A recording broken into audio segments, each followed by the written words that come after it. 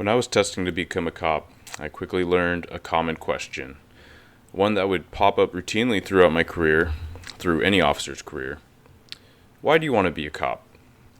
There are oral board answers, honest answers, and everything in between. Reasons vary. Some people know, while others, I wager, truly have little idea what it was at the core that drove them here. But it is something significant, and it has to be. There's nearly automatic follow-up with that question, one that usually was delivered with a raised eyebrow, sometimes with a smirk, whether it was asked by a seasoned officer or a stranger alike. You know, people don't really like cops, right?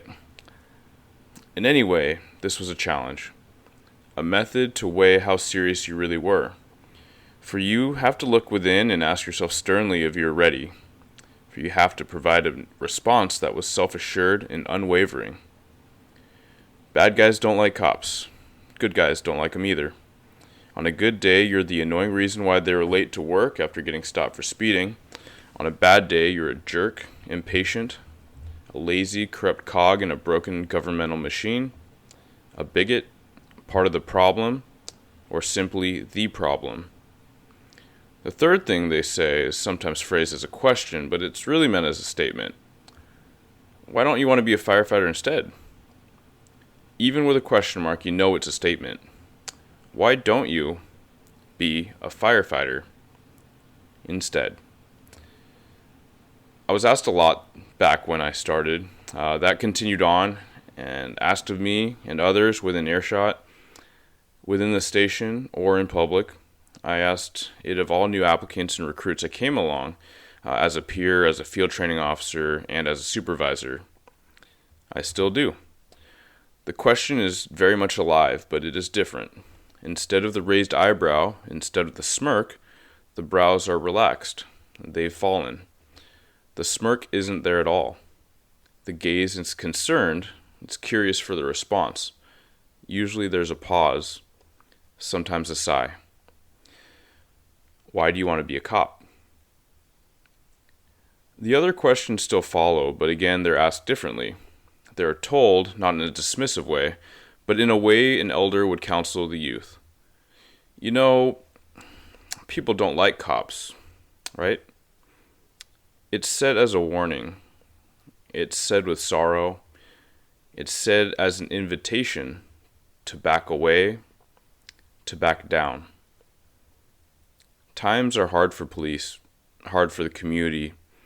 They're harder than ever.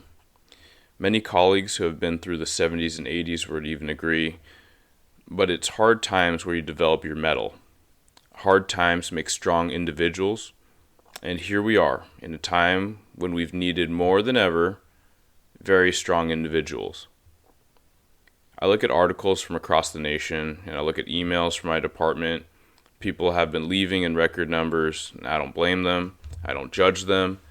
I tell my team they need to think of a backup, a plan, as every cop should in general. I tell them that they need to trust their gut to keep them alive, and I tell them that they need to do right by themselves and their families. When laws, courts, and public opinion swung the direction they did, I knew this would happen.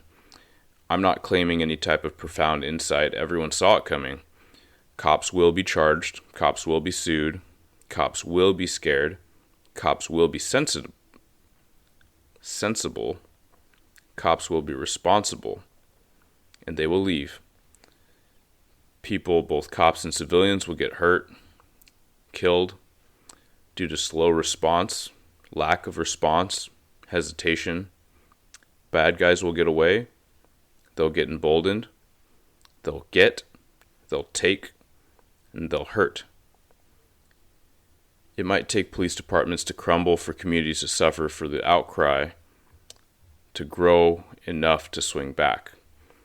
I hope this is minimal, but being a cop has made me devastatingly pragmatic and constantly predicting worst-case scenarios. Ask any cop. Hope for the best, prepare for the worst. But hoping too high still stings, so you learn over time that it's best not to. Staffing is bad, support is weak. I show up with my team, no matter how small it is, and I carry on. My confidence is not without dips, My optimism is frequently challenged and battered, but I show up. I make do, and we do. We still have a job to do, more apparently than ever, and it needs to be done with more conviction, more patience, more diligence, more tenacity. We can't sulk. We can't take our ball and go home. Just because we're bound and constrained doesn't mean we don't have any value or any ability. More than ever, we need to be those that are still here to step up and commit. The public deserves it, and we deserve it. I support those who make the decision to leave. Those I know are dear friends. I've not lost an ounce of respect. It was hard to save. I had 30 years as far as a career ahead of me when I started this. That's a long time, and there's many unknowns. But if asked if I have it in me, my answer was the same as it is now. And that's, I would like to think so. I can't foresee the future. I can only work with the here and now. And for now, I'm here. For whatever time that is, I'll be here, invested and focused.